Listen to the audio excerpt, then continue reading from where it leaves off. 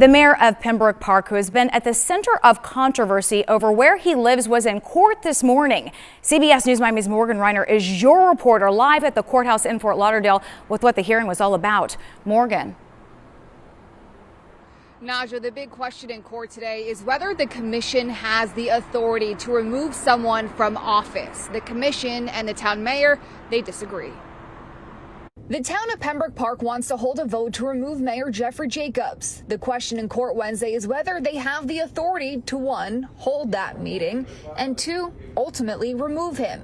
The mayor's attorney argues that they do not have that power. The people democratically elected him. They don't have the authority to remove him. Period.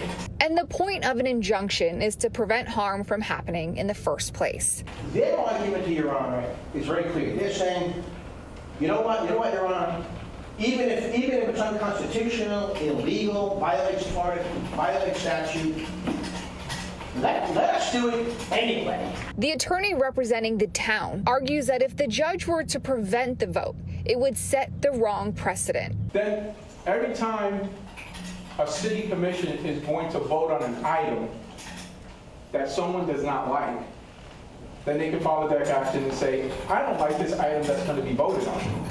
So they can join them. And if he were ultimately to be removed, they could revisit with the judge about the constitutionality of that later on. However the vote plays out, we're going to be back here again, but I think the court should allow them to vote. At the heart of the dispute between the mayor and the town, whether or not the mayor even lives in the city anymore. According to the St. Lucie County Property Appraiser's website, Mayor Jacobs and his wife have a homestead exemption on their house in Fort Pierce that are tied to permanent residence.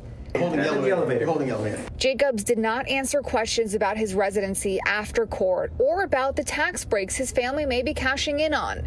And thank you for speaking to the national. Ultimately, the judge did not vote Wednesday on whether the council could hold the meeting. Both sides need to file an order now. In court, both sides did quote previous rulings that they believe prove their point. It's unclear when exactly the judge will rule on either side. For now, I'm live in Fort Lauderdale. Morgan Reiner, CBS News, Miami.